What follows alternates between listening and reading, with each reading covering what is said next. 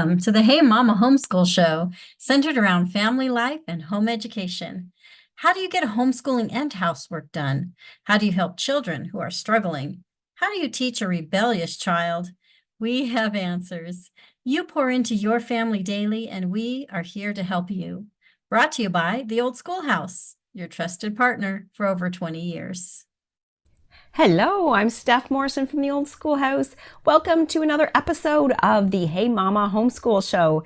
We are here with another topic for your homeschooling life. We want to encourage you, inspire you, and just give you lots of great ideas. So our topic today is one-room schoolhouse, teaching multiple ages. This is not really just a homeschool thing. As many of you know, schoolhouses, one-room schoolhouses, are actually just a history of public education as well, and education in general. So I am going to share a little bit about the history aspect. One good reason why is because we've actually got a few good resources really about one-room schoolhouses. And our magazine, the Old Schoolhouse magazine, we did a series where on the front covers, we were just getting a picture. We'd have a graphic there of a one-room schoolhouse. So just an old schoolhouse, and there's many of them around. Hopefully you've been able to visit them. But there's many around just saved as a historical site, and the one-room schoolhouses, because that is the way education used to be. So I'm going to compare a little bit about that to teaching multiple ages, because that's what a one-room schoolhouse was. They were teaching ages all around the elementary ages, usually from 6 to about like 13, 12 or 13. So I'm going to get into a few things about that and a few things to give you some tips on teaching multiple ages. First, I'm going to mention our show sponsor today is Triangle Assessments. This is where seasoned homeschool staff can guide you through choosing and administering standardized testing. Visit triangleed.com for more information and use the 10% discount for our listeners. That's TOS10 is that code to use. Use that on their site and see what they can do for you and your educational journey with your family. We're talking today about teaching multiple ages. And myself, I am a homeschool mom to 2 boys. So technically it's multiple ages. So I definitely have a few tips from teaching my 2 boys. They're about 3 years apart. Right now they're 13 and 17. So they have often been what we call is together learning. So they have their individual learning. They just do it on their own. They have their own separate courses. And then we have our together learning. And that's usually me involved, but the 2 boys together. So the 3 of us will do a variety of things together because learning together is better. I want to tell you a little bit about schoolhouses of the past. So teaching multiple ages isn't just what us homeschoolers do. Even as recent as like the late 50s, early 60s is when, at least in my area, I think across Canada, but I actually was chatting with my mom just today because I know that she grew up in a one-room schoolhouse. She went from grade 1, so from the age of 6 till she hit high school. And she actually said that year after, so that was the last year that her area, so she was in Southern Ontario, Arthur, Ontario.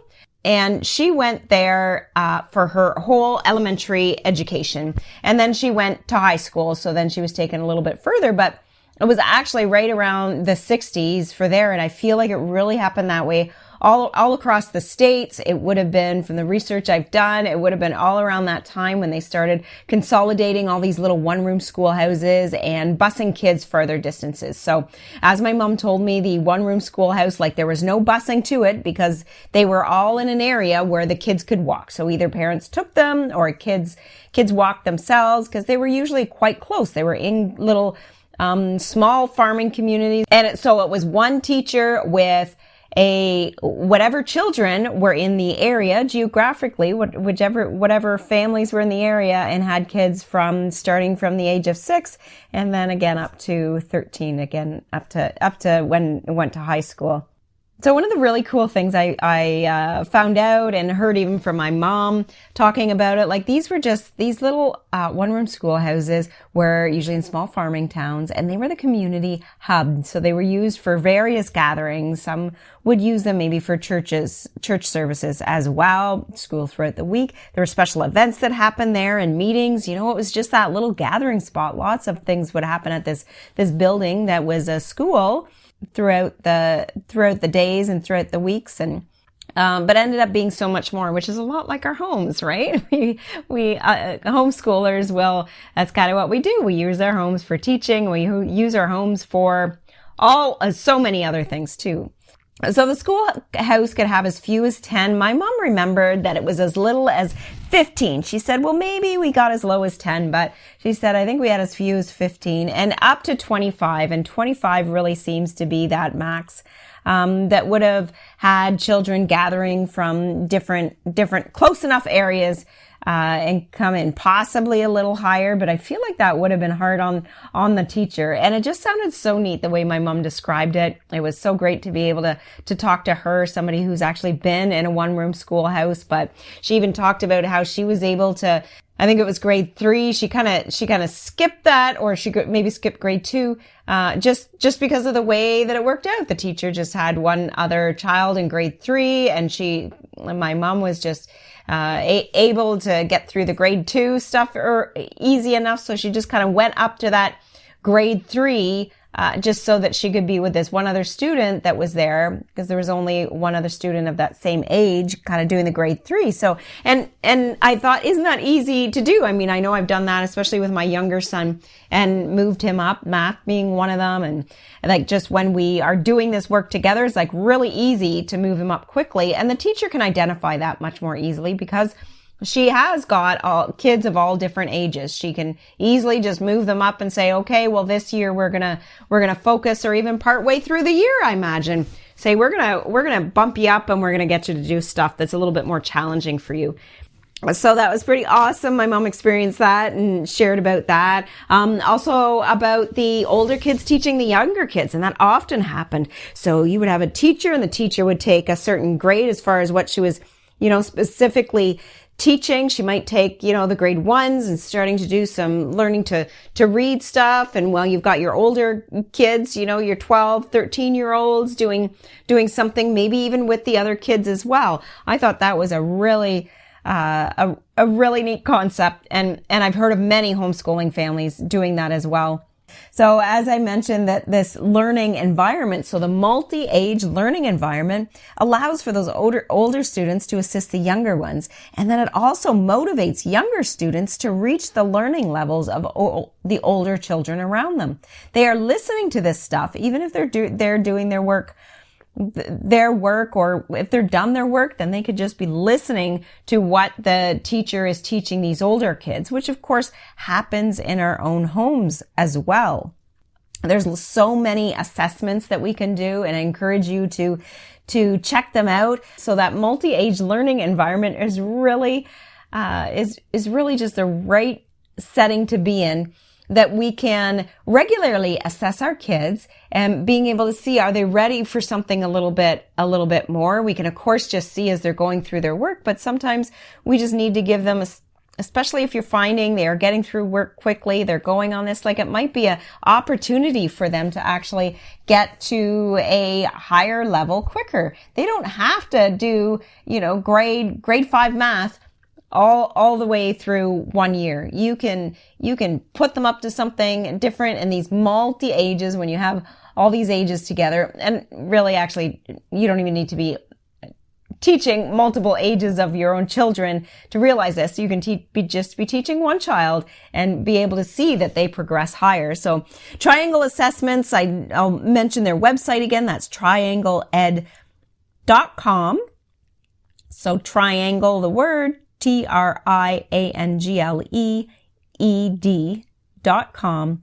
For more information, use that 10% discount, TOS10, and you will get help from veteran homeschoolers that can guide you through this choosing and administering standardized testing. And this testing that can just really help you understand where your children are at and help your children understand where they're at.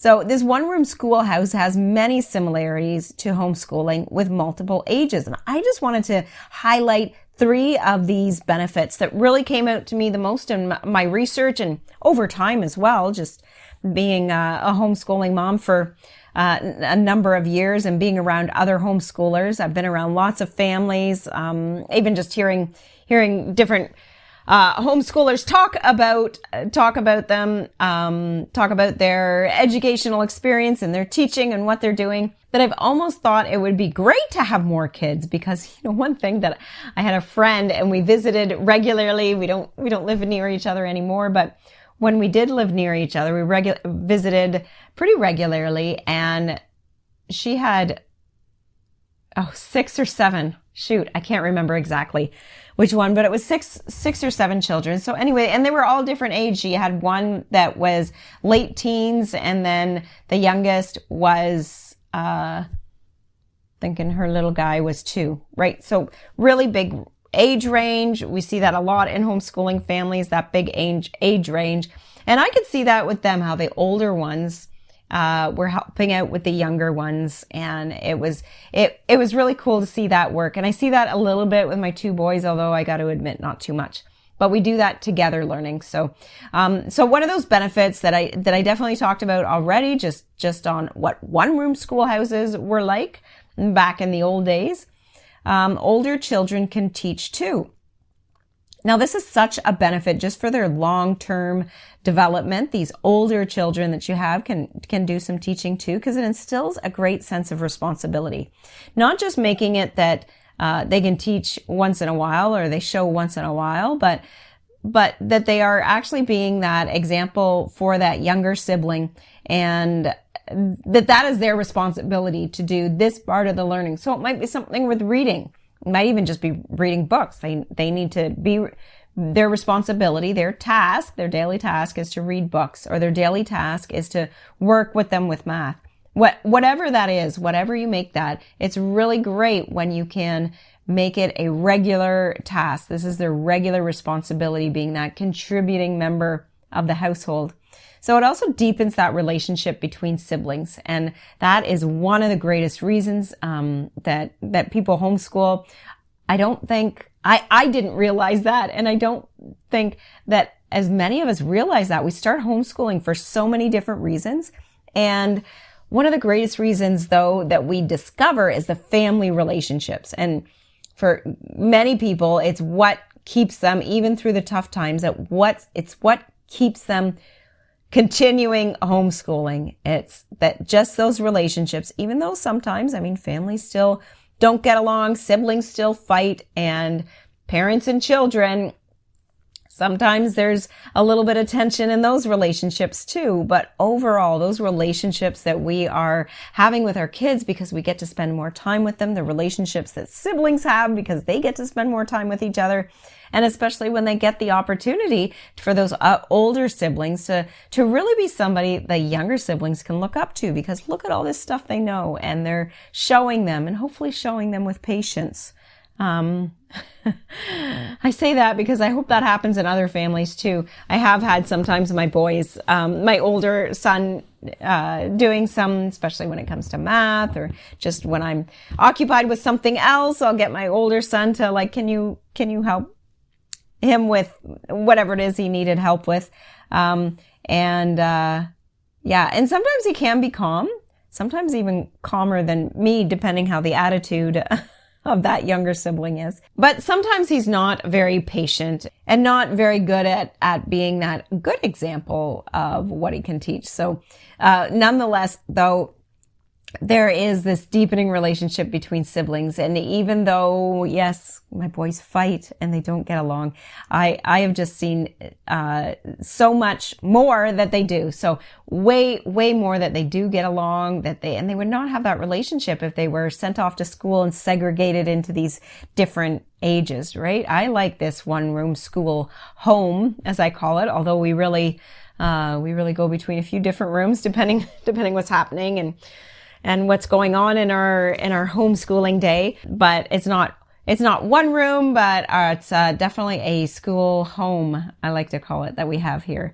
So the older children, teaching is also a great opportunity for them to develop skills of responsibility for sure, but also skills and leadership, skills in teaching in itself, skills in just so many different things that older sibling can help out with. So my next benefit I have here is more family time when doing together learning.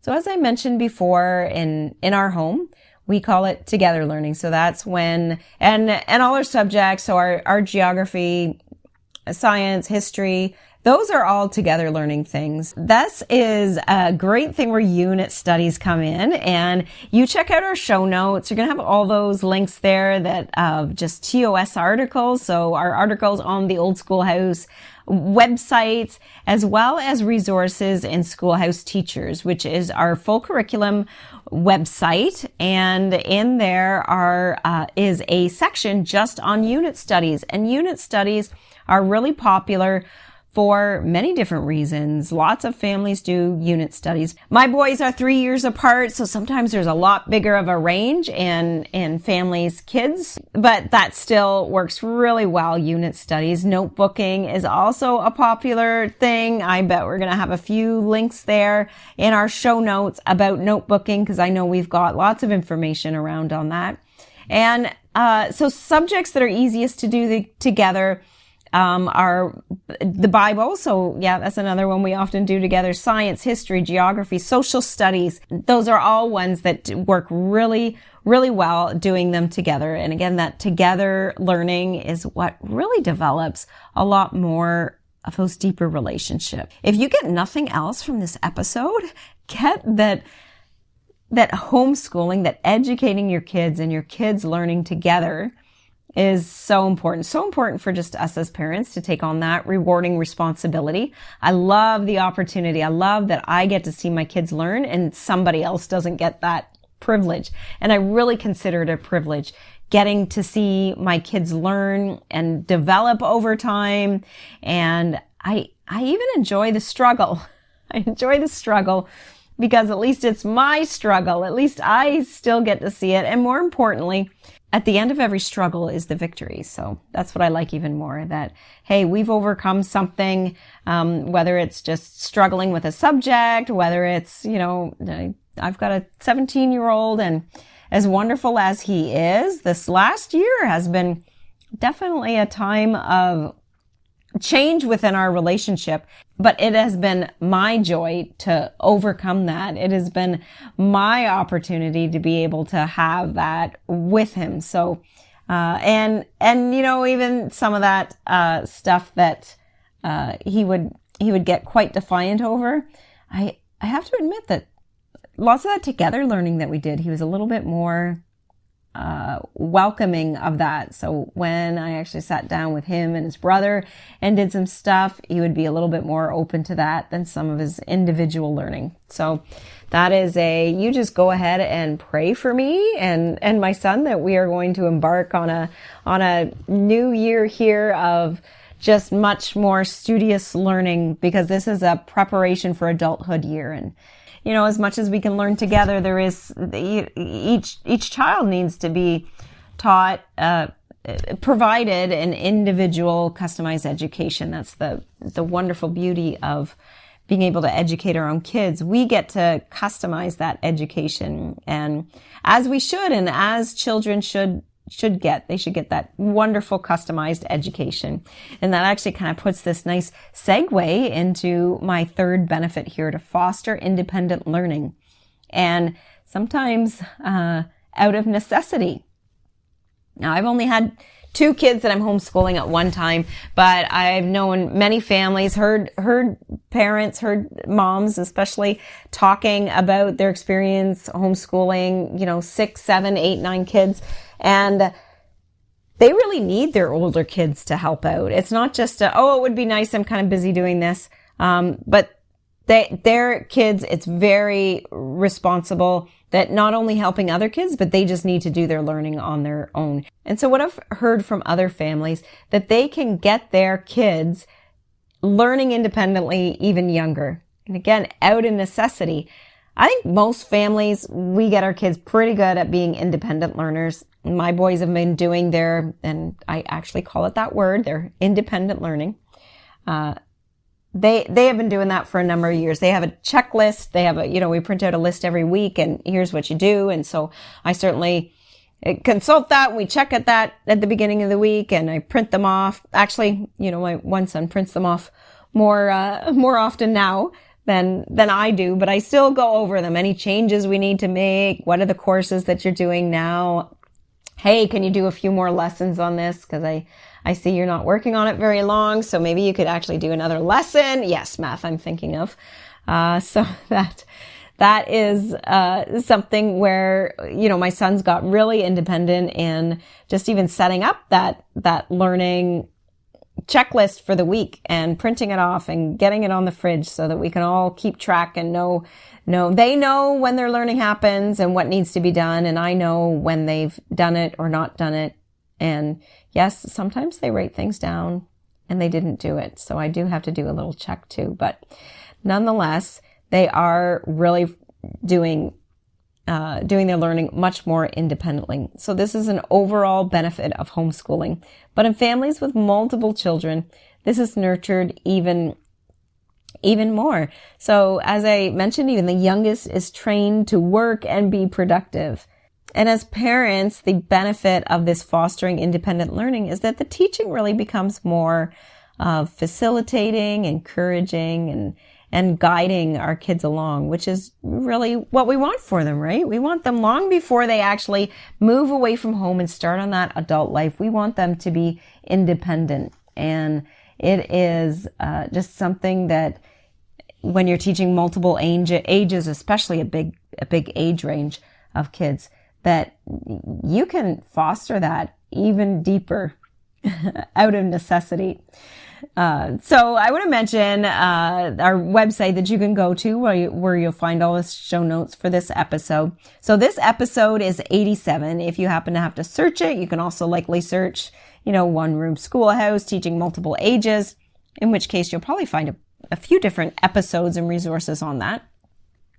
But our website is homeschoolshow.com. So you'll see all the show notes for this episode, and you will see lots of different resources on there. You're going to see some great links to some free resources on schoolhouseteachers.com, as well as courses that are just part. If you are looking for a full curriculum platform, then Schoolhouse Teachers is something you should check out. You'll also see lots of references to articles in our magazine. So the old Schoolhouse magazine, you'll see links to the digital version there.